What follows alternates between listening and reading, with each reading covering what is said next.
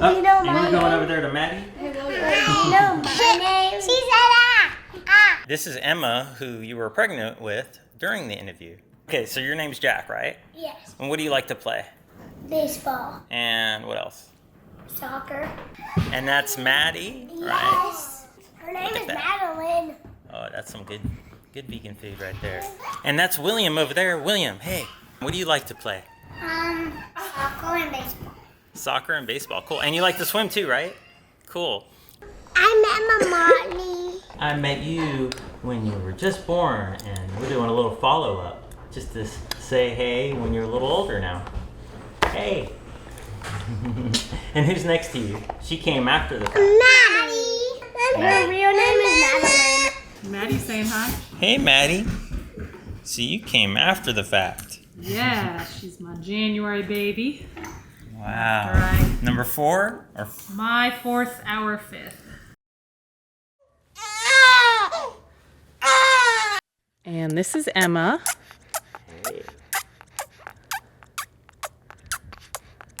Just had a baby 2 weeks ago. She's 14 days now, and this was my 3rd plant-based pregnancy. So my littlest ones are 2 weeks. I've got a 1-year-old and a 2-year-old who's almost 3. My name is Beth Motley. I am a family medicine and lifestyle medicine physician in Greenville, South Carolina. I'm also a fellow of the American College of Lifestyle Medicine. I've been plant-based since 2014. So during my medical training, I spent a lot of my elective time working with different docs around the US who focus on lifestyle medicine.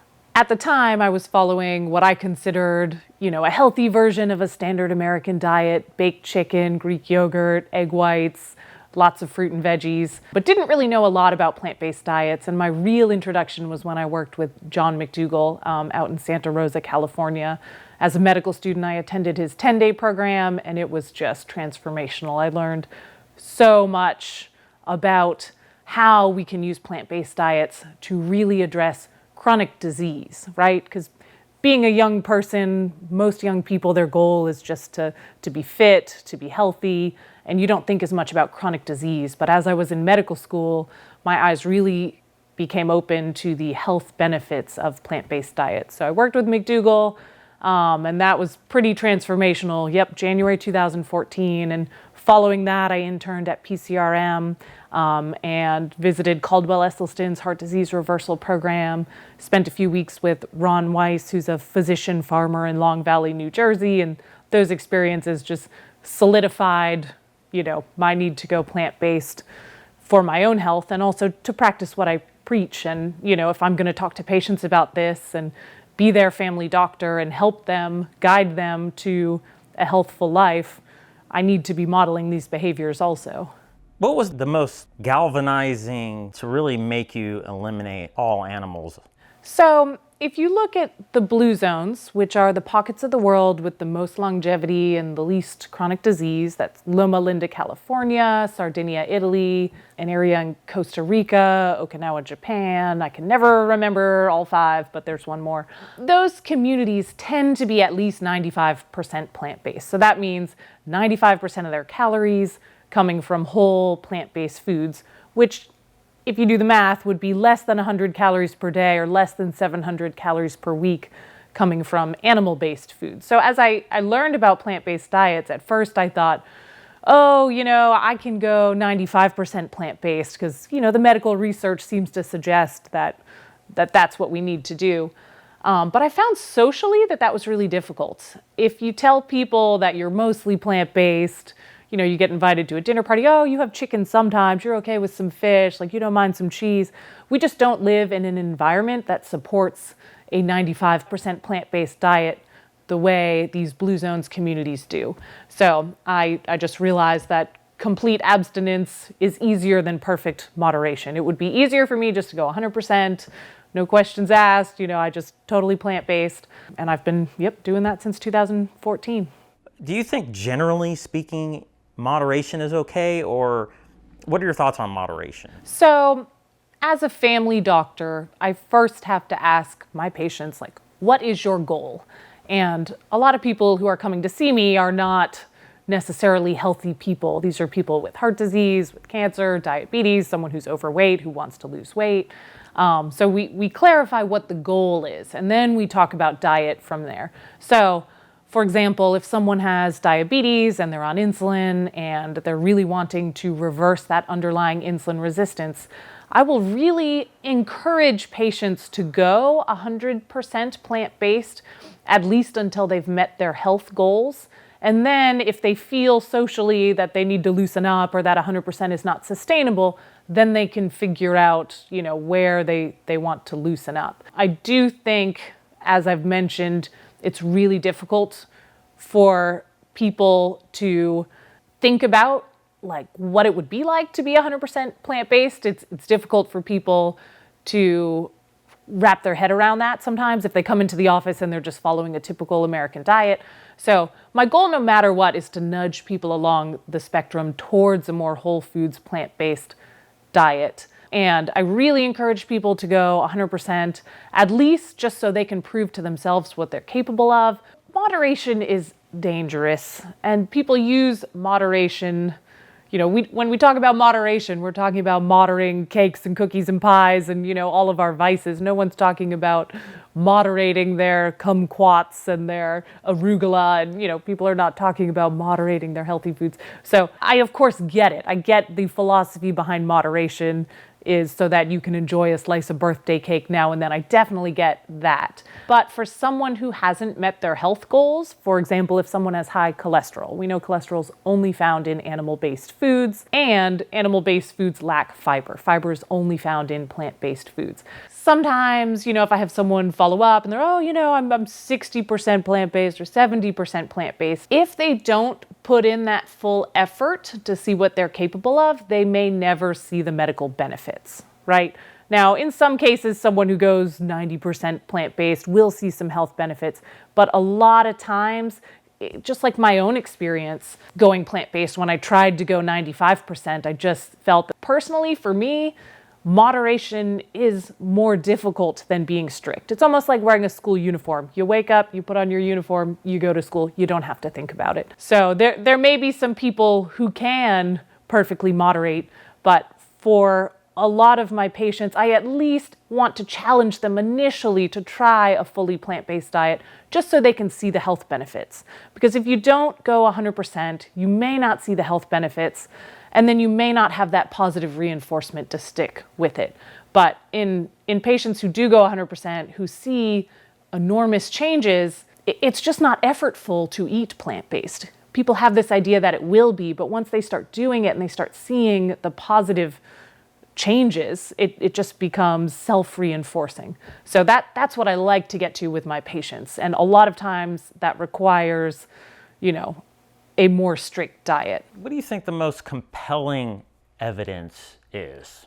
I always defer back to the blue zones because, you can look at the medical research and that'll look at a slice of people, a certain population over a certain period of time studied because they have certain medical conditions. But really, most of us, if you dig deep enough, our goal is longevity and chronic disease prevention. So not only do we want to live a long life, but we want to be healthy during those years. We see too many people with heart disease, diabetes, obesity, etc., who are contracting these ailments in their 50s or roundabout, and then they have just years and years of not being fully well. That's what I find most compelling, looking at the blue zones. And even though they have wildly different diets, right, different versions of a plant-based diet focused on different foods, all of them have in common a plant-based diet, and all of them have in common those longevity and chronic disease prevention benefits. So to me, looking at that big picture is the most compelling. In addition to looking at, those big picture studies of the blue zones, also just being a family doctor, our top illnesses are, hypertension. High blood pressure is the number one thing we see in the office. So high blood pressure, and in the larger view, heart disease, cancer, diabetes. Working with patients one-on-one in the office, encouraging people to adopt a plant-based diet, they feel so much better. They lose weight, their skin tone improves, reduced reliance on medications. A lot of people with diabetes are able to get off medicines entirely. Patients with blood pressure, they lose weight, they get off their medicines. I mean, to me, just feeling good day to day is the biggest motivator. I have multiple kids and I need to be able to keep up with them. I can't imagine not having my health. Is there any need at all to eat any animals at all for anyone that you're aware of? So in terms of animal product consumption, do we need to consume animals? I would say no. I mean, we do need a variety of nutrients in our diet, and a plant-based eating style, contrary to popular belief, is the most nutrient-dense eating style. People will have all sorts of reasons that they think a plant-based diet is not going to be nutritionally adequate, or they think that they're going to need to include animal products. Number one thing we hear, common misconception, is protein consumption. Oh, like I'm not going to have protein if I follow a plant-based diet. But we can find tons of protein in plant-based foods. In fact, spinach is 52% protein by calorie, broccoli 27% protein by calorie, which is higher than red meat. So I think the media has convinced us like protein equals meat, but really, I mean, protein is everywhere. Whole grains, vegetables would be our main plant-based sources of protein. Nuts and seeds have a reputation for being protein foods. They do have protein, but they're going to be a little higher in fat overall, and fruits are going to be a little bit lower. So in terms of, do we need to consume animal products from the protein perspective? No. Other things people will ask about are iron. Oh, don't we, need to consume animal products in order to get iron? That is another one. No, there is plenty of non-heme iron available in rice, in oats, in wheat, in vegetables. And it is a common misconception that plant-based eaters are more likely to be anemic than their omnivorous counterparts. So in terms of iron, no. B12 would be the next argument. So yes, plant-based eaters do tend to have lower B12 if they are not supplementing B12. However, I think the healthiest way to supplement B12 is through, a nutritional supplement and not through animal products. Because if we're consuming animal products, that means we are getting the cholesterol, the saturated fat, the oxidative stress that goes along with them. And for a health perspective, I just don't think that's a healthy package to consume in order to obtain B12. So I do not believe animal products are necessary from a medical perspective. So there's no individual out there that absolutely will not thrive without consuming animals. A lot of men believe that they need their protein to be a manly man and, hang on to their muscle bulk, etc. But some of our best athletes are plant-based athletes. I do not believe we need to consume animal products for our own health. We hear, there's so many people failing at being vegan.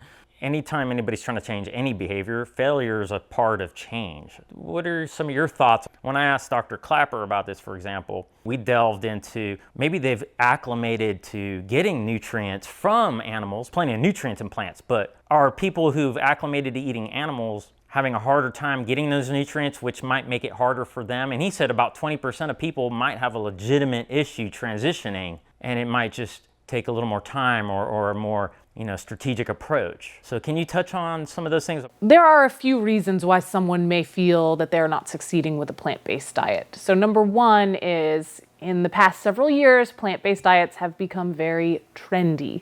That means that food manufacturers are making all sorts of vegan junk food. From a health perspective, that is a no-no, right? But for, just our general consumer, they may not realize that some of the fake meat products, Beyond Burger, Impossible Burger, etc., while they are vegan, which may appeal to an ethical vegan or an environmental vegan, from a health perspective, those are still highly processed foods that are not going to give people the nutrition benefits that they need. So when I am working with someone on a specific disease state, heart disease, cancer, diabetes, gut health, etc., we really want to focus on the whole foods, because if we're consuming too many vegan junk foods, that can hinder success. And particularly when it comes to weight loss, because those foods tend to be more calorie dense, easier to overeat, I just can't imagine people are going to lose weight if they are eating a lot of vegan junk food.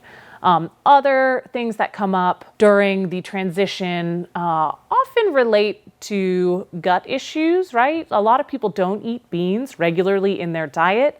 And if a person is used to a lower fiber diet in general, right? Fiber is only found in plant-based food. So someone who eats a lot of meat, dairy, yogurt, eggs, that sort of thing, they're going to be used to consuming less fiber.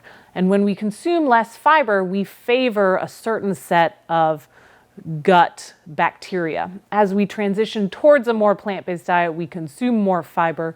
We tend to favor some of the more beneficial gut bacteria. But at the same time, beans, of course, have a reputation for being a magical fruit. They can cause people to be really gassy. And it's not just beans, but even cruciferous vegetables can cause people to be more gassy. So in making the transition, our body is transitioning. I mean, we are changing our microbiome, we're changing the way we digest foods. So that can be difficult for people starting off. You can use in the short term something like a digestive enzyme to help during that transition if needed, or just make sure we're easing foods in. Don't start with like 3 cups of beans a day, maybe just ½ cup per day of beans until our gut gets used to it. So, and then also, I think there's just a placebo effect a lot of times. People say, oh, I adopted a plant-based diet, but I was like so low on protein that I was so fatigued. First of all, protein is not where we obtain our energy. That tends to come really from carbohydrates and fat. So that doesn't make sense. Second of all, how would you know that you feel fatigued specifically because of the lack of protein? So I think plant-based diets, and now the reputation's changing, but people have this idea that plant-based diets are like void of nutrients and unhealthy, and you're going to need to take all these supplements in order to make up for what you're missing from meat, which is just not true at all. Plant-based diets are the most nutrient-dense eating style. So I think there is some placebo effect to it also in people who have those ingrained beliefs that plant-based diets are not healthy. And then yet another reason why someone may struggle is it is just a big change. It's like a whole new ethnicity of cooking. So it can be really difficult for people starting out because they may not have go-to recipes for breakfast, for lunch, for dinner, and they're going to have to discover those. And also they're going to have to navigate a new world socially where maybe they're not going to have, the standard office lunch because there's not a plant-based option. So it takes some effort to prepare and plan. Luckily, I've got a reputation in town for being a plant-based eater, so it's a little bit easier for me. I've been doing it for several years, and it's easier for me to avoid the meat and the dairy and focus on the more plant-based foods. So there are several reasons why it can be difficult to transition. I just think it's one of those things that's going to take some time to really learn the ropes. People think, oh, I went vegan and it didn't work. Well, but did they learn enough about how to make it simple? Because their whole life they've not done it. So what makes them think they're going to be perfect right off the bat? How simple should it be, and how much variety should it be? And could there be some transitional challenges? Plant-based diets can be very confusing if you Google them, right? So while there are many plant-based docs out there, and they all agree 95%, each may have a different style. For example, Caldwell Esselstyn, he's going to focus a little bit more on heart disease, and his regimen includes a lower fat, whole foods, plant-based diet, whereas someone like Jeff Novick and John McDougall, for someone who is interested in weight loss, he's going to promote McDougall program for maximum weight loss, which is really focused on low calorie density, as opposed to someone like Dr. Bulsiewicz. He's a newer star in the plant-based world, really focused on gut health. He recently wrote the book Fiber Fueled, and he's going to talk about plant-based diets from the gut health perspective and including more of a diversity of plants in your diet, versus maybe T. Colin Campbell, who has done more work on cancer. So what I advise with patients, or where I point them after our first visit, is we really focus on what are our goals? Okay, our goal is diabetes. We're going to start with Dr. Neil Barnard and some of his resources on addressing diabetes with a plant-based diet. So, the real philosophy is we need to consume a diet of whole plant-based foods. So that eliminates a lot of the vegan junk food. a variety of fruits, vegetables, whole grains, beans, good variety based in plants. And if you have a specific goal, you can tailor your diet a little bit to that specific goal. But really, the big picture should be pretty simple. Fruits, vegetables, whole grains, beans, we get our nutrients from those sources, not a whole bunch of supplements. Yes, we do want to supplement B12, but no, you do not need to be taking all these other supplements. Just be careful what you read online, because I have patients who come in, I mean, they're on just long lists of all these supplements that they take because they've read somewhere that, oh, if you're on a plant-based diet, you need to do this also. So keep it big picture. And really, of all of the plant-based docs out there, I think McDougall makes it most simple. Follow a whole foods, plant-based diet. That will get you the health benefits you're looking for. It's easy to complicate things if you read too much online, but really, truly, amongst the reputable plant-based docs out there, they do agree 95%. They may bicker about a few things like, nuts in someone who has heart disease based on what studies we're looking at. But yes, the big picture is a simple plant-based diet. What are your thoughts on fasting? Could that help with some of these transitional issues? Fasting has become really popular in recent years. On the more extreme end of the spectrum, there's True North Health, which is out in California. I kind of consider that the plant-based ICU. I have sent a few patients there, and they're typically people who have like pretty advanced autoimmune disease or some problem that we have been unable to overcome despite their maximal effort. So that is, that can be long-term fasting for weeks. Of course, it's medically supervised, and they'll check your lab work, your blood pressure, et cetera, make sure you're doing well. And then on the other end of the spectrum, what I see most commonly in the office is what we call time-restricted feeding. And most typically, that looks like someone who's only going to eat between noon and 8 p.m. And that means typically you skip breakfast, you have, lunch, dinner, maybe consume more calories at each of those, but typically that would cut your overall daily calories maybe by 200 or 300.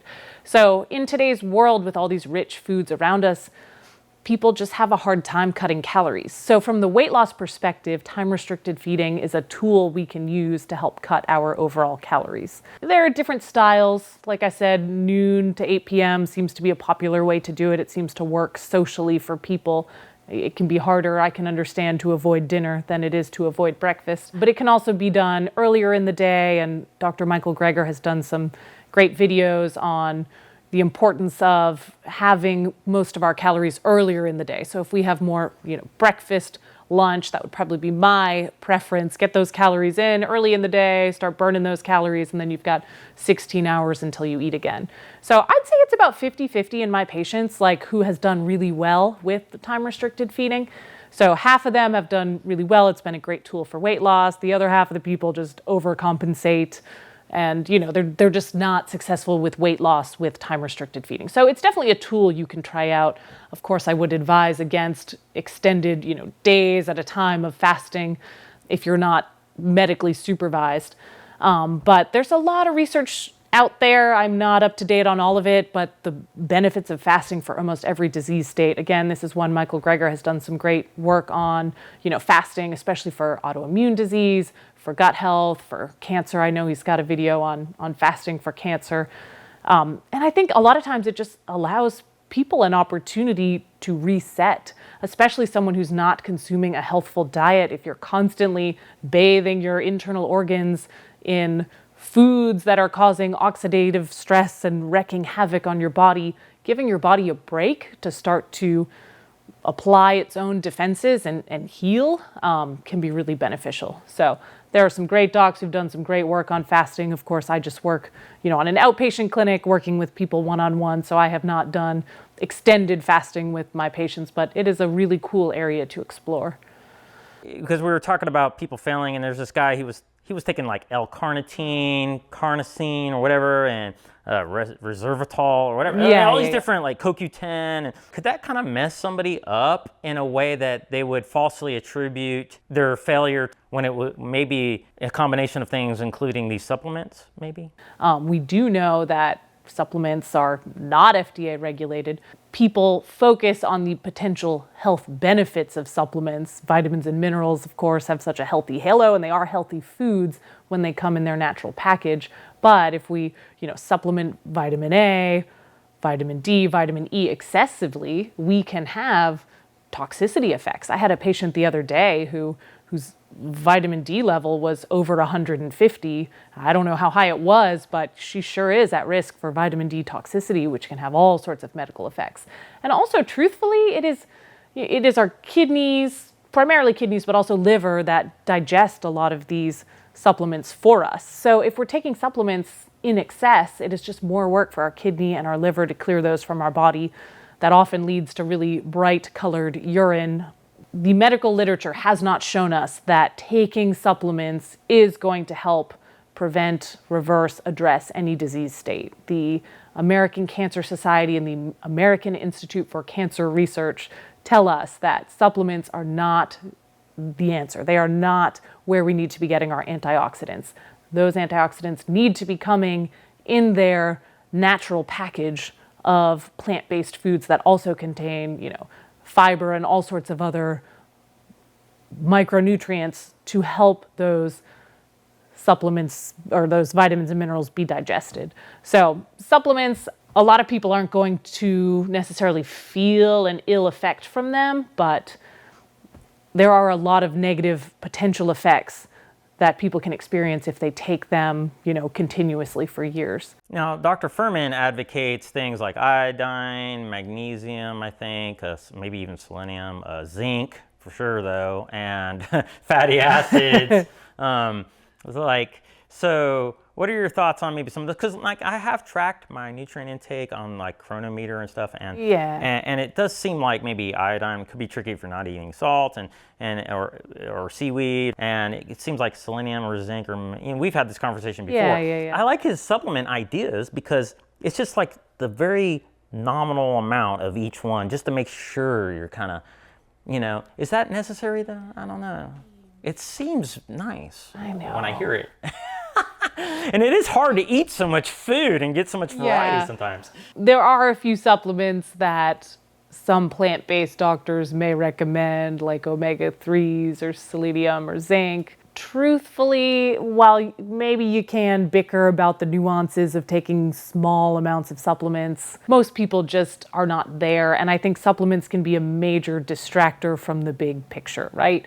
If you just sprinkle a little turmeric on your hamburger, that's not really going to get you the goal that you want. So I am more in the McDougall Club, big picture, eat, a diverse, whole foods, plant-based diet. You will be getting all the nutrients you need. If you do use some salt, have some iodized salt on hand. You don't need fancy sea salt, etc. So I am more of a minimalist when it comes to supplements. Again, I just don't see in the medical literature where it tells us that, supplementing zinc is going to prevent specific diseases down the road. You can have all sorts of hypothetical conversations about those things. But really, my healthiest patients follow a general whole foods plant-based diet. They are not people who are taking a whole bunch of supplements. Let's talk about kids. Yes. So you're raising 3 children. Let's talk about your children, however much you want, and share that, and that you're pregnant. If you haven't noticed yet, yes, we are 8 months pregnant here. So plant-based diets in pregnancy and in childhood are something that I've really thought a lot about. This will be my third, our fourth. We have an 8-year-old, and then we have a 2-year-old. He's going to be 3 soon, and a 16-month-old, and this one will be here in just a few weeks. Oh, it is just crazy to me that people think a plant-based diet is, a risky thing to do for your kids. Oh, is it safe to have your child on a plant-based diet? Yes, it is definitely safe, and it is much, much healthier than the typical diet that people consume in the United States. So we like to focus on, fruits, vegetables, whole grains, beans. Yesterday was Cinco de Mayo, so we did some rice, some beans, some guacamole, tomato, tortillas, etc. They love oatmeal in the morning. We do pancakes. We do hummus and tomato sandwiches. We do, just a variety of plant-based foods. And the kids eat what we eat as adults. Sometimes a 16-month-old needs them a little bit blended up, but generally, the kids eat the same foods that we eat as adults. And it's so important to instill these good eating habits in them while they are young, right? So we should be the ones that are guiding their palate formation. We should be the ones encouraging them to eat a variety of fruits and vegetables so that these foods are acceptable to them down the road. And I always talk to the kids about, people I see in the office who are baby people who didn't learn to eat their fruits and vegetables when they were younger. So I know we have this idea that, kids are, so resilient, they can eat whatever they want. They can eat all the ice cream they want. They'll just go burn it off. But we are seeing more and more kids who are overweight. I don't know the exact statistic, but when I look at, my kids and their classrooms, there are a lot of kids who are overweight. And if you're overweight as a child, that's going to give you all sorts of potential health complications down the road. I mean, we know obesity is a risk factor for heart disease, for cancer, diabetes. In adolescent years, they may struggle with anxiety, depression, asthma. I mean, all sorts of potential medical problems down the road. So I think that is one of the greatest gifts you can give to a child, is raising them healthfully and showing them these good habits and modeling good habits for them down the road. In terms of pregnancy, so this is my third plant-based pregnancy. When this one comes out, our youngest 3 will all be about 18 months apart. And there are so many health benefits to a plant-based diet in pregnancy. And yes, it is a very healthful diet. The Academy of Nutrition and Dietetics, which is our nation's largest group of dietitians, they assert that a plant-based diet is nutritionally adequate and healthful for pregnant women. All pregnant women, plant-based or not, should be supplementing folic acid to prevent some spinal problems during development, and also iron, because it's very easy to become anemic when you're expanding your blood volume as your pregnancy progresses. Plant-based diets, though, definitely very healthful in pregnancy. I mean, the common complaints people talk about, number 1 is constipation. So in pregnancy, our progesterone levels, which is one of our hormones, rise. That itself can cause constipation. Number 2, most people are taking an iron supplement. Iron causes constipation. So we already have the cards stacked against us in pregnancy. When we follow a more plant-based diet, we are maximizing our fiber consumption, because fiber is only found in plant-based foods. So combating that propensity for constipation with a more plant-based diet can be really helpful in pregnancy. We know a lot also about reflux. That's a common complaint women have in pregnancy. It's the same thing whether you're pregnant or not pregnant.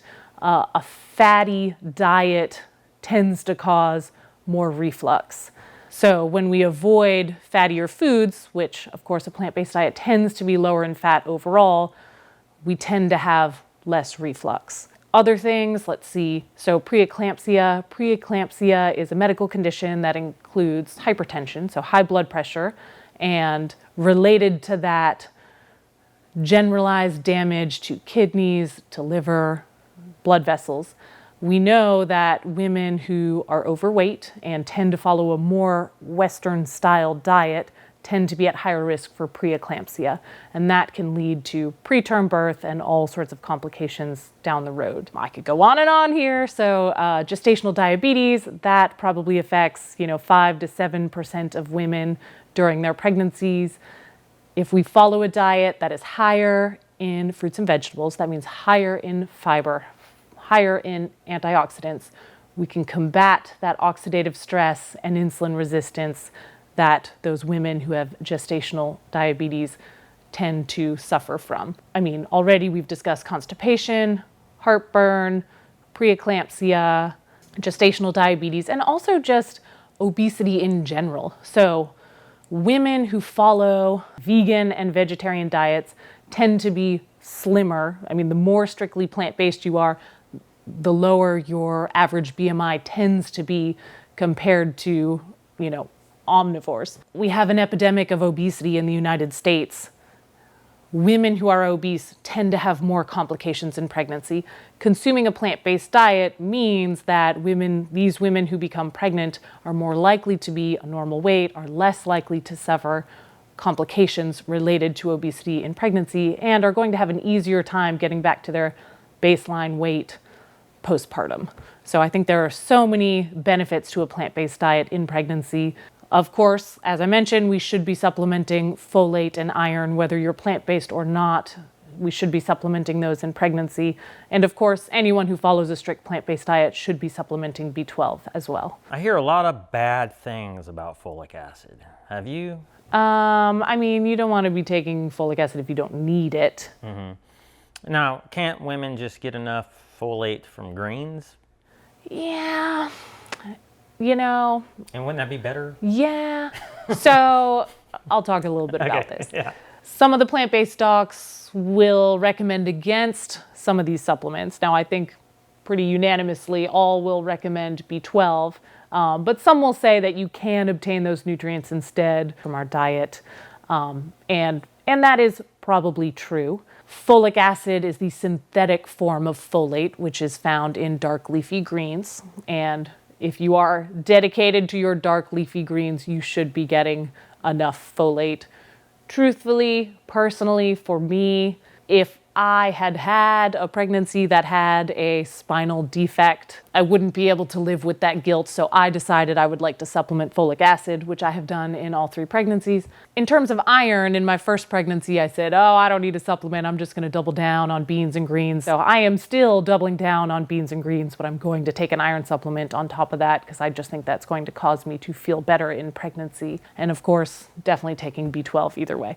So, I mean, I understand how you could go either way on these things. For the general population and as a physician, I do recommend supplementing those things because I can't control how much people are consuming in terms of dark leafy greens, etc. And I don't really know the proper dose of those things, but I can see how that could go either way. Is there something you want to say about anybody who might have a fear of their child not obtaining enough weight or being too thin? So a lot of parents may be concerned that a plant-based diet is going to cause their child to be too thin, and they want their child to be heavier to give them the greatest chance to grow.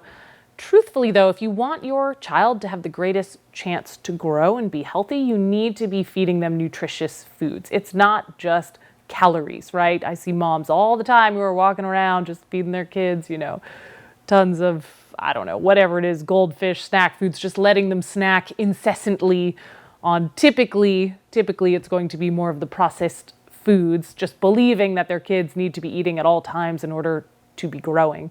But I mean, growth requires so much more than just calories, right? We need healthy growth. We need fiber. We need vitamins. We need minerals. Those things come packaged in plant-based foods. And of course we want our kids to be, average height and weight, maybe taller, maybe shorter, just depending on what genes we have in our families. Growth charts are based on the average growth of children several decades ago, healthy children, and what their growth should look like. In the modern day, we see so many children who are heavier. And so you may look around, and if you have a plant-based child, you may think your child looks too thin compared to other children, but really what's most important is where your child is on the growth chart. Both of my kids are about 75th percentile for height, probably 50th percentile for weight, which is a very healthy way to be.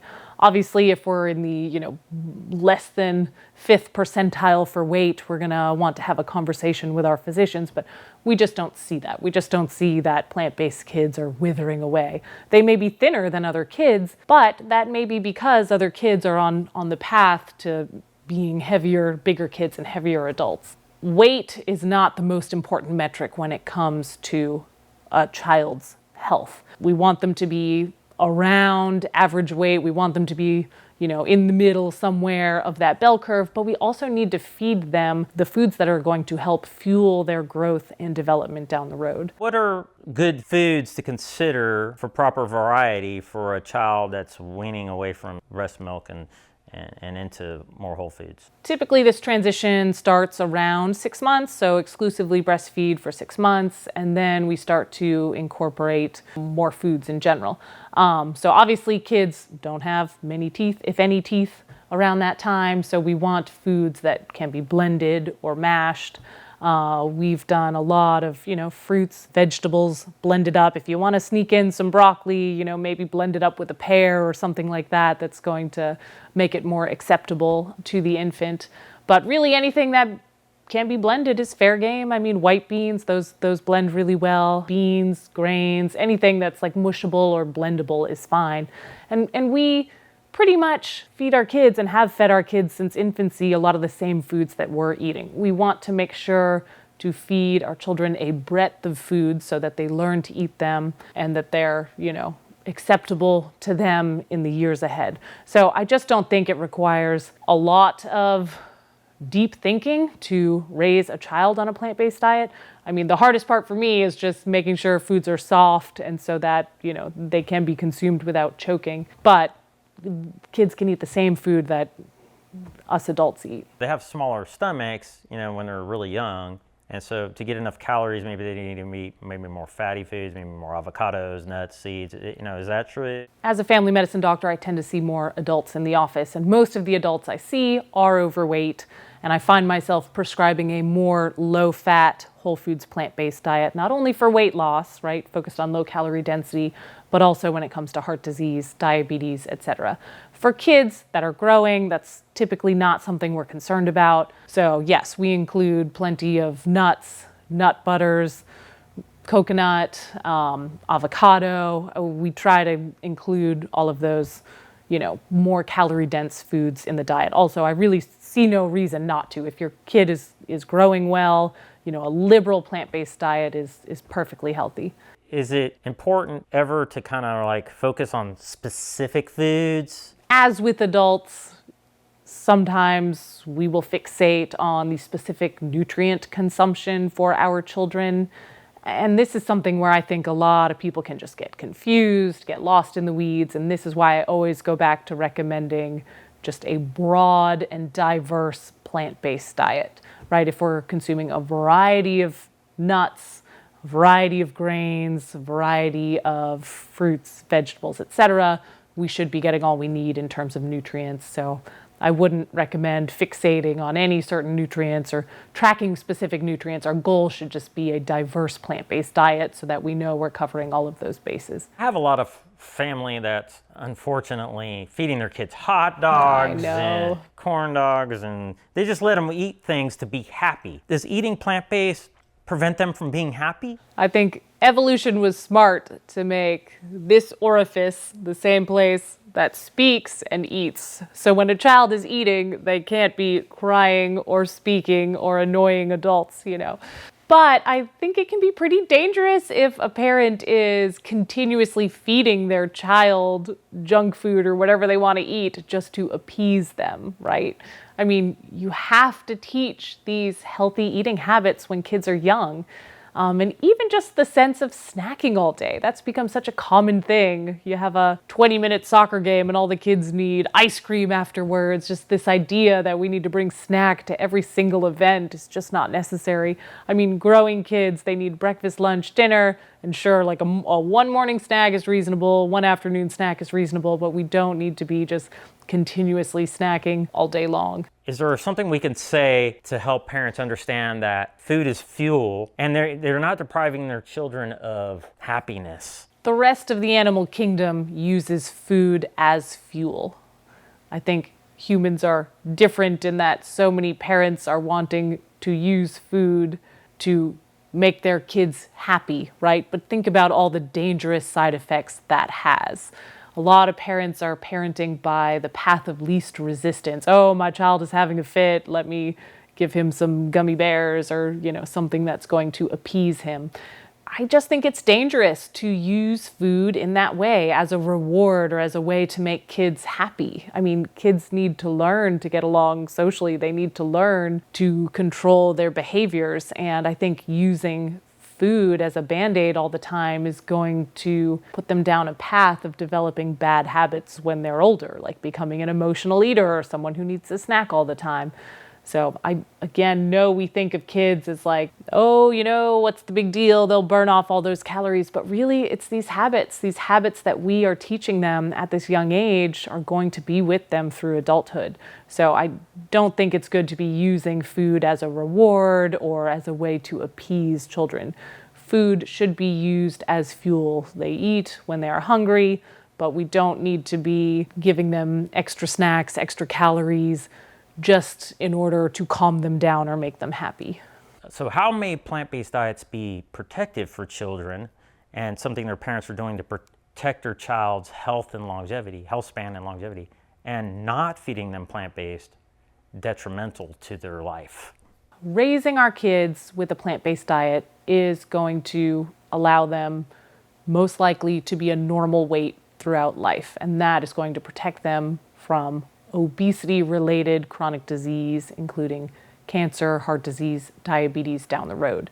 And in terms of heart disease, we know based on autopsy reports of 10-year-olds that those fatty streaks really do begin in childhood. And when I say fatty streaks, that's really the precursor to plaque buildup in the arteries, to heart disease. And the kids are not going to show these effects until they're much older, right?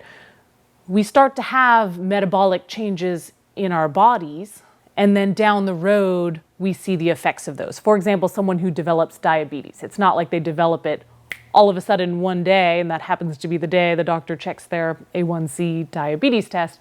We lay the foundation for these things over many, many years, over decades before they may present clinically. We know with children, preventing heart disease begins in infancy. It begins with young children. And same thing with diabetes, same thing with, certain cancers, and of course, obesity. I mean, getting kids to be a normal weight is one of the best things you can do for their long-term health.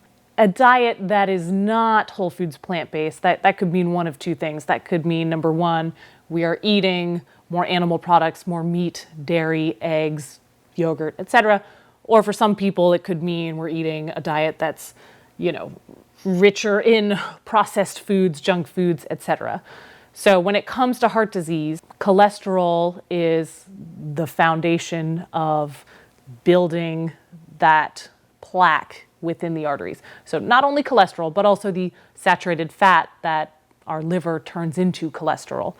So feeding a child a diet that is going to be high in animal-based foods is going to lay the foundation and begin the early stages of plaque buildup and heart disease for a child. Also, in terms of cancer, more animal-based foods are going to cause more oxidative stress and encourage those cancer pathways more so, way more so, of course, than a more plant-based diet. I think we all agree junk food is not good for us. We all agree on the negative health benefits of feeding kids junk food. I mean, the largest one just being that is empty calories, so void of nutrients, vitamins, minerals, etc., but also just high in calories, going to contribute to obesity down the road. So a plant-based diet, absolutely beneficial for health, but it is also going to help us to avoid the detrimental effects of eating both animal products and highly processed junk food.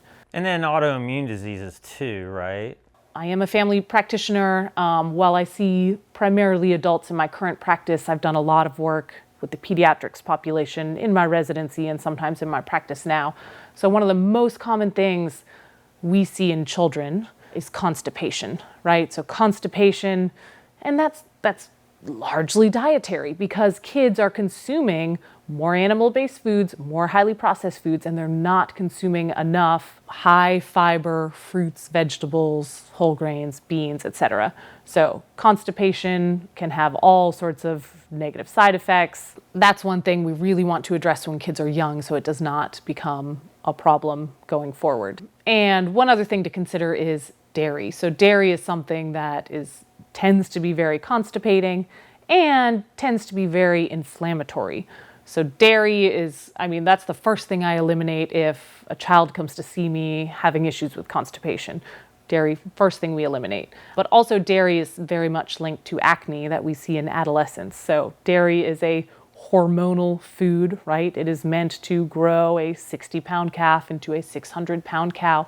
It is naturally a hormonal food, and a lot of times it's going to cause acne. So if someone comes in with acne, that's one of the first things we do is take dairy out of the diet. There's a lot of people that aren't overweight that get diseases too, right? That could be preventable through diet and lifestyle in general, right? So when I work with people in the office, I kind of use 40 years old as my threshold. So a lot of people who are younger than 40 primarily just want to be a normal weight, right? Over 40, that's when we start to see more of the medical problems starting to creep in. Maybe their parents are getting sick. They think a little bit more about chronic disease prevention.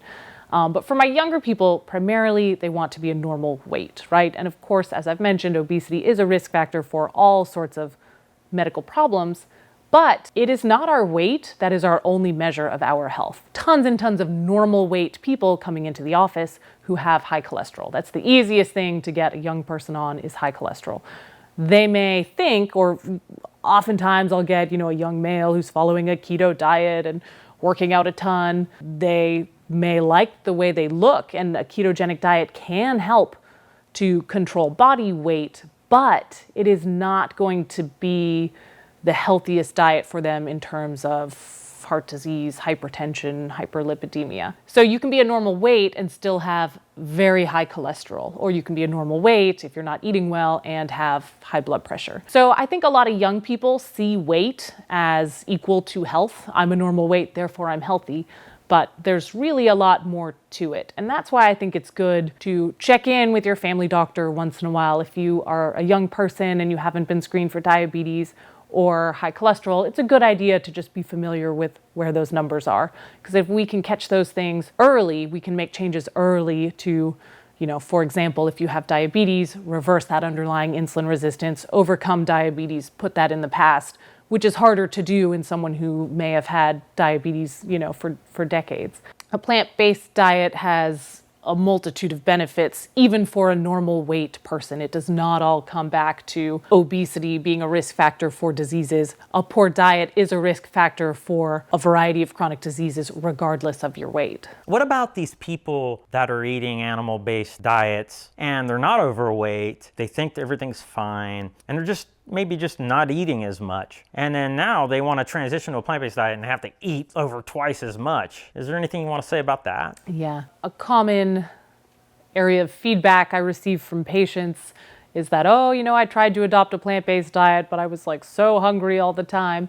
So, or actually, my boys who are in preschool, they're 1 and 2, the teachers just cannot believe how much food they eat, right? Because if we are eating a more plant-based diet, it's going to be lower in calorie density, which in turn means higher in bulk. We're going to need to consume more volume in order to get the same number of calories. So people who eat plant-based tend to consume more volume of food, which is why my little boys have such a great reputation for being good eaters at their preschool. And it's the same thing, of course, with adults. If we are switching towards a plant-based diet, we need to consume a larger volume of food. Now, we all get a little bit irritated when you go to a restaurant and you ask for the plant-based option and you get this sad-looking salad, which, appears to be of similar volume to other people's foods, but we know as plant-based eaters that we're going to need a lot more volume in order to get adequate calories.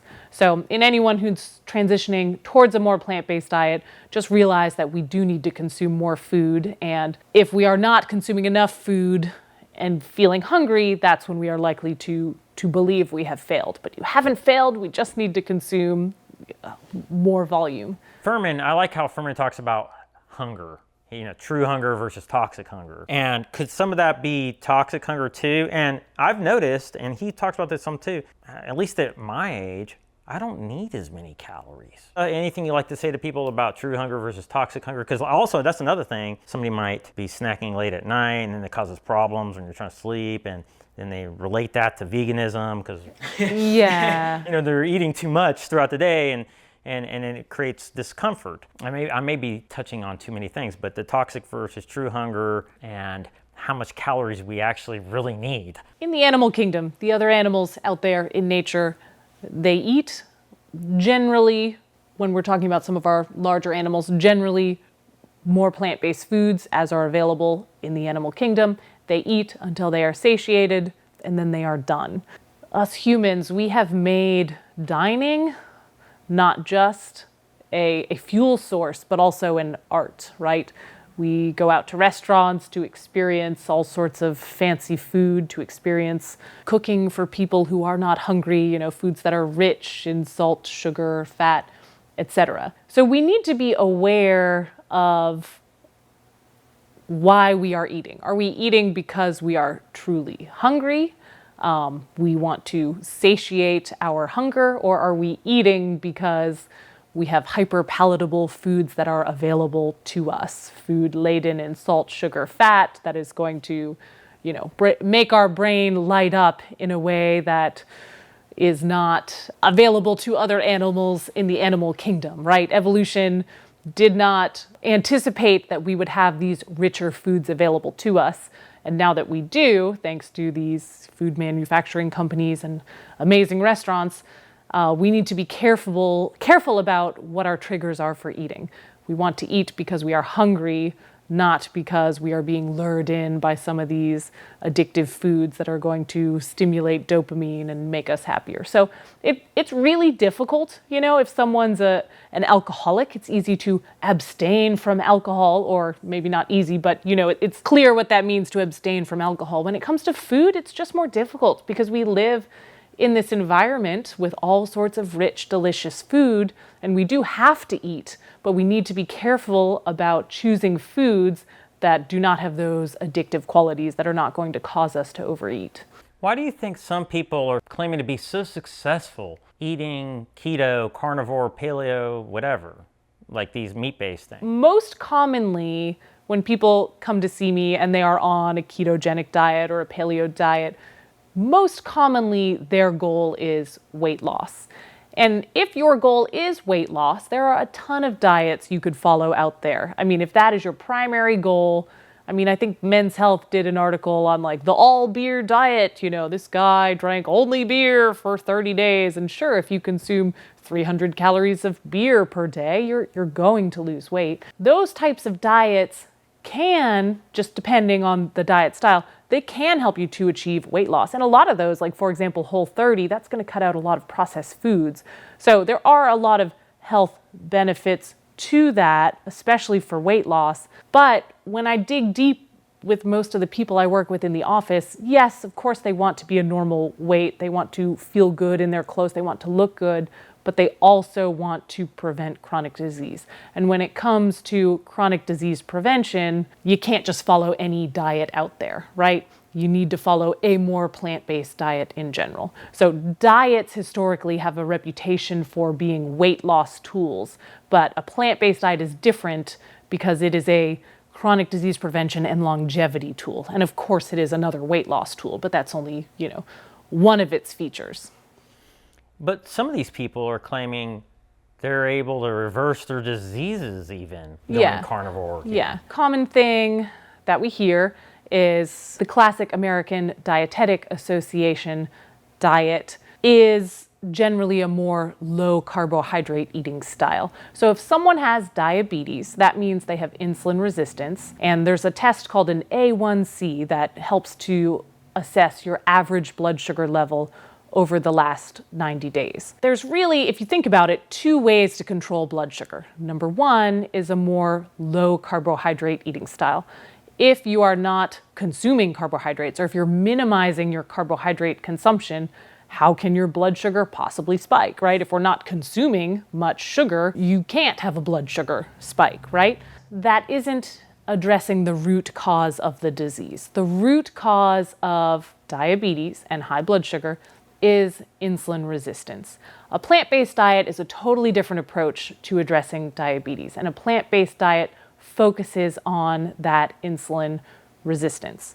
So insulin resistance occurs in the muscle cells. This is our little muscle cell. We get fat globs clogging up that muscle cell, clogging up the machinery that processes blood sugar, right? The insulin acts on the cell to help process the blood sugar. And when that mechanism doesn't work, that's called insulin resistance. So a plant-based diet helps to address diabetes not by being a very low carbohydrate eating style, but by being an eating style that tends to be lower in fat and lower in oxidative stress, and is thus going to address that insulin resistance. If we can reverse that insulin resistance, then we will see those lower blood sugars. Zooming back out, people can do well in terms of A1C results initially when following a ketogenic diet, right? If you want to follow a ketogenic diet for diabetes, initially your numbers will look good, but the problem is that we're not addressing that underlying insulin resistance the way a plant-based diet does. So a plant-based diet, you may see some higher sugars in the very short term when you adopt a plant-based diet, but then generally as we reverse that insulin resistance, our blood sugars normalize, whereas it's just the opposite. With a low carbohydrate diet, you probably see amazing results quickly, but because we're not addressing the underlying insulin resistance, we tend to see sugars rise over time and a greater need for diabetes medications over time. So people can do well initially, or appear to do well on paper, with a ketogenic diet for diabetes, but really, I guess they have what I would call silent diabetes. They have the insulin resistance, but their blood sugars aren't showing it because they're hiding it by not consuming carbohydrates. So it's always going to come down to a more plant-based diet to reverse that insulin resistance and repair that blood sugar processing. You originally went plant-based for health reasons. Has that changed over time? Has it become more ethical or environmental focused at all? Veganism in general is interesting because it pulls together people with different philosophies. In my mind, there are three main buckets: the health bucket, the environmental bucket, the ethical bucket. And I think most people come in from one area and then you start to learn more about the other sides. So I definitely came in through the medical perspective, and actually the one that's really, I've learned so much more about the ethical sides and the environmental sides. I'm from Massachusetts and my family is very environmentally focused, but they are also not plant-based eaters. And so to me, this has been the most eye-opening, right? Like a plant-based diet is going to be the most impactful thing you can do if you're concerned about environmentalism. I have a family member who's like very gung-ho about recycling, which is great, but then if you're hosting a barbecue that night, why are you putting all these efforts into recycling, which is such a minimal thing compared to what you can do with your diet. So for me, that's been really eye-opening. And then also just learning more about animal agriculture, of course. I was listening to a podcast earlier just talking about antibiotic resistance. That's another thing from the medical perspective. We're all concerned about, antibiotic resistance when physicians are prescribing antibiotics inappropriately to people who have viral infections. But what about all the antibiotics that we are giving animals who are factory farmed? That's another major issue there. So yes, I definitely came to plant-based diets from the medical perspective, but it's been really eye-opening to learn about the environmental and ethical perspectives because they are all intertwined. Human health, planetary health, those things are all intertwined. Do you have a favorite quote? Complete abstinence is easier than perfect moderation. And I think just me being a family physician, that is something that is really powerful with my patients. People are always wanting, in general, what's the least amount of effort I can put in to see amazing results? I think people are reluctant to want to go all the way in, and they think that jumping in is going to be difficult, right? They have these perceptions that, there's no way I could do that. Once people are completely abstinent, meaning they are, following a complete plant-based diet void of animal products, junk food, etc. Once they go all in, they see those health benefits, they would never go back. And I have lots of patients, one in particular, must be 70 or so with, terrible psoriatic arthritis. And she came to see me and she went, partially plant-based. It wasn't until her arthritis just really got out of control and she decided to go all in that she really saw those health benefits. So I think people right off the bat, when you suggest a plant-based diet, they perceive that it's going to be more difficult, but I think with time it is just so much easier than people expect. And there are just so many more health benefits than people expect. People become unhealthy very, very slowly. They gain weight, they have, sleep issues, fatigue, all sorts of problems. I think a lot of people just don't realize or don't remember what it's like to maybe be healthy, right? And if we can change our eating style fully, it gets them there more quickly. So I'd say complete abstinence is easier than perfect moderation. Really has a lot of power to it. Prior to going vegan, did you ever think there's no way I'll go vegan? I hadn't really thought about it a lot. I guess I was 24 or 25 when I changed my diet. And I was a figure skater growing up. So I was an athlete and I was always thinking about food from a performance perspective. And it's not that I didn't really have any strong feelings about plant-based diets either way. I just didn't know enough about them. I was always pro-vegetable over the years. I was always, fruits, vegetables, promoting those things. But as I mentioned earlier, also consuming, egg whites, Greek yogurt, baked chicken, those sorts of things that I thought were healthier. Before I was fully plant-based, I was still extremely health conscious. I just don't think I really understood the whole big picture. As a scientist at heart, my background's in engineering, I've always gravitated towards the sciences. As a scientist at heart, I'm going to be open to whatever information there is about what I can do to promote health in the long term. Your children are still young, but how do you prepare them for going to friends' houses, family members? In raising children, my ultimate goal is to raise kids who will make their own good decisions. And sometimes that means they need to explore these things on their own. So always, my husband and I are going to lead by example. We eat well, we engage in regular physical activity, we do a lot of walking, we prioritize sleep, don't smoke, etc.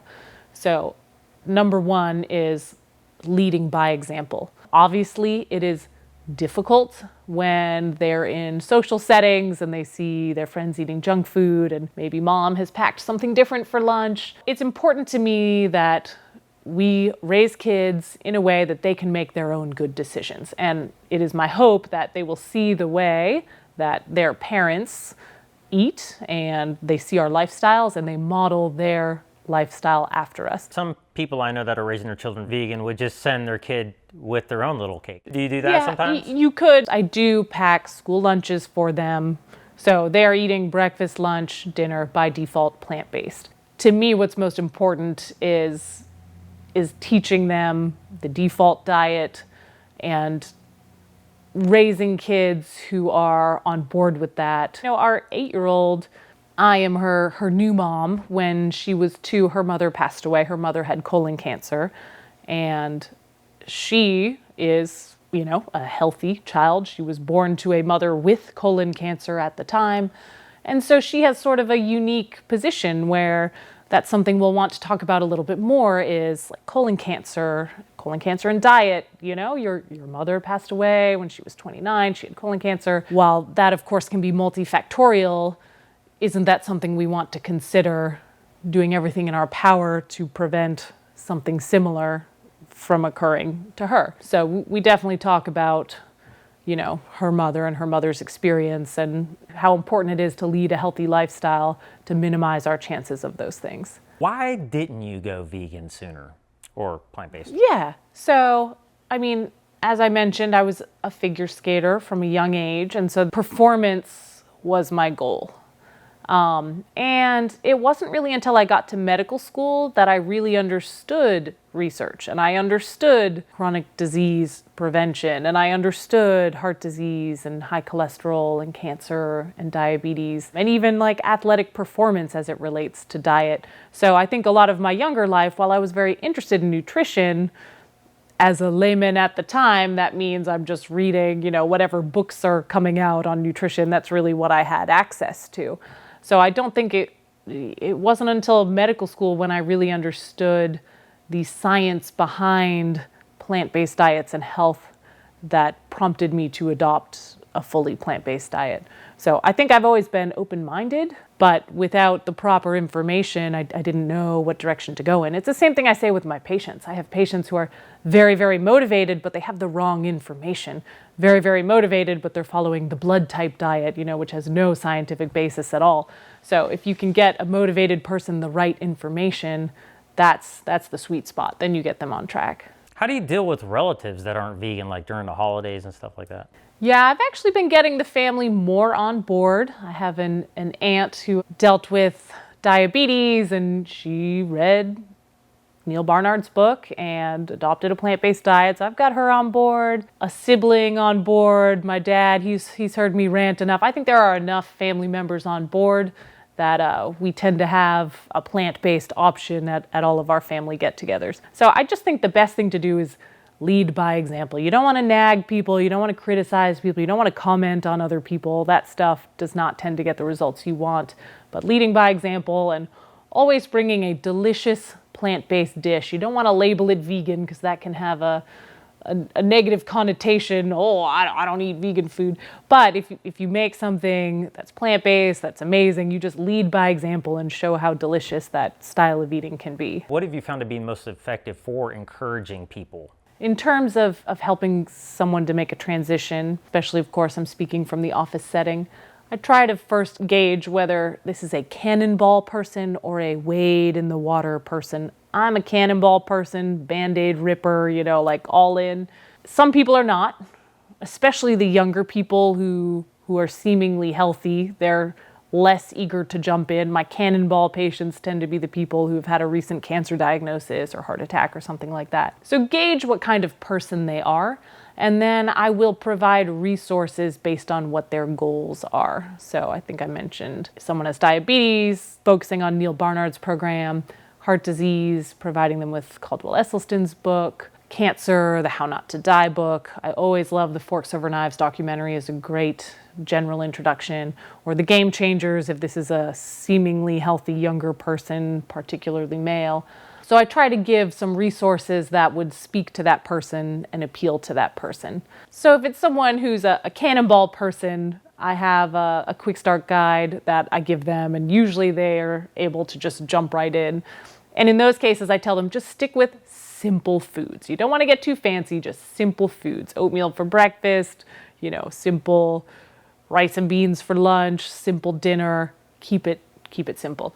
If it's a wade in the water person, we might start with something like, all right, let's just transition our lunch every day to plant-based, right? Because lunch can be a challenge if it's someone who is working during the week and they maybe usually go out to lunch somewhere.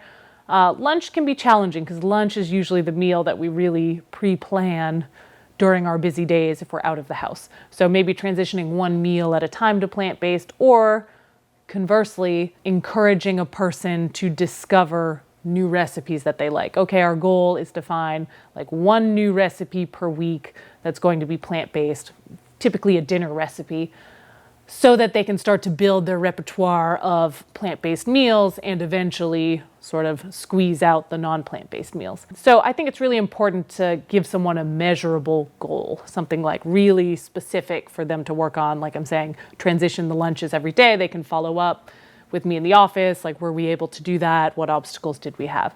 Either way, you got to know what kind of person you're dealing with. I'm personally a cannonball person, but not everyone is. And if it's a wade in the water person, helping that person to figure out how they can make those incremental changes. What are some of your favorite foods that you like to eat? Ooh. Maybe My husband is the real foodie. I am what I call a functional eater. I am more of eat something to get through with the day. So I pack enough lunches for my kids every day that when I go to work, I just put like a sweet potato and a can of beans and a whole bunch of fruit in my bag, which is not going to work for a lot of people, but it does work for me because I come home with no Tupperware and no mess. We have an Instant Pot, so we're making beans all the time, which is great. We do a ton of oatmeal in the morning.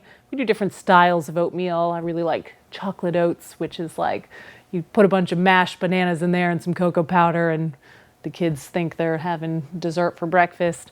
So we do just a lot of oatmeal. I mean, we'll do Hummus and tomato sandwiches for lunch, that's a good go-to. Or making like a curry chickpea sandwich, that's great. A whole lot of ethnic food, Mexican food, Thai food. We've dabbled in doing like Green Chef or Purple Carrot just to sort of get some more inspiration and variety in the evening. We each have our go-to meals that we like to make. What I've been trying to do lately is just pick like 2 recipes per week. I mean, we already have a good repertoire of basic meals that we make, but just to make things more interesting for kids and include maybe more new vegetables or grains that we don't routinely have in our diets, trying to get like 1 or 2 new recipes to make each week just to try out, whether it's for breakfast, lunch, or dinner, has been fun for us. Success stories. Do you have any like really powerful ones you'd like to share? That is the best part about my job, is being able to help people to get back their health. I have one lady I'm working with right now. She was 320 pounds, so she's down about 90 pounds. We've been able to get her down from 140 units of insulin. She's on 25 right now, and we'll be following up soon. I'm pretty sure that's going to be coming off entirely. And then I have another patient who's young. She's my age, and she's struggled with infertility. And so that's something we worked on, is getting her body healthy. You know, she was overweight and just consuming a lot of animal-based foods, which are naturally going to be hormonal foods, eliminating those from her diet, finally conceived after many, many years of trying. So those sorts of things can be just amazingly reinforcing and, you know, reminding me why I do my day job. I also have this 80-year-old man with heart disease, and he gave me one of the best compliments. He said, "You have helped me more in 2 office visits than my last PCP did in 2 decades." Of course, a little more work as a provider to be someone who is going to push patients in this direction. But the real reason that I'm in medicine is to help people to be healthier. And it is just wonderful to see people do so well. And even though they're often initially resistant, if they're open-minded, they will come back and thank you down the road once they've seen those health benefits. Some people will, instead of changing their diet, they'll just exercise more. Is that dangerous? Should diet precede that? Or? Yeah. So a lot of younger people who come to see me are interested in weight loss. And when they talk about what their goals are for themselves going forward, a lot of times people will put a lot of focus on exercise. So exercise is a fitness tool. It is not necessarily a weight loss tool. Think about it. It takes about 15 seconds to eat like a 200-calorie cookie. What's that going to be? Like 40 minutes of running you have to do to burn that off. So it is much easier for us to control the calories in than the calories out. Exercise, tons and tons of health benefits, but when it comes to weight loss, focusing on food is the most important thing. Could it be dangerous though? Exercising, like, instead of doing the food first, shouldn't they do the food yes, first? Exactly. So John McDougall will often talk about ladies who are very overweight or men who are very overweight who start running, right? And that can be just really hard on our joints if we are an unhealthy person who is starting vigorous exercise. So while exercise is very important, we don't want to be going over the top with exercise without making those dietary changes at the same time to help get our weight down, to take some of that, stress off of our joints. For best results, of course, we want to eat whole plant foods and then have moderate physical activity as a part of our lives. So at least 30 minutes per day, ideally an hour per day of moderate physical activity. I used to be a big gym person, but since having kids, I'm a stroller pusher, and I try to get like an hour per day in. We'll walk to the playground, go play, go home. We'll walk to the grocery store, grab a few things, stick them on the double stroller, go home. So just incorporating physical activity in our lives. You don't need to be a CrossFitter, you don't need to be a marathoner, but you do need to be generally physically active, which is of course harder in the modern day and harder since the pandemic when more people are at home working remotely. So just making sure we're able to fit some general physical activity into our life along with a healthful diet is the best thing we can do. Yeah, I did not have any complications with any of my pregnancies, which was nice. Third time around, delivery was pretty quick. So she came out quickly and easily, and she's been great. She's sleeping 5 to 6 hours at night, feeding like a champ, 80th percentile for height and weight. Really, no concerns. Excellent. Well, thanks for sharing. Yep.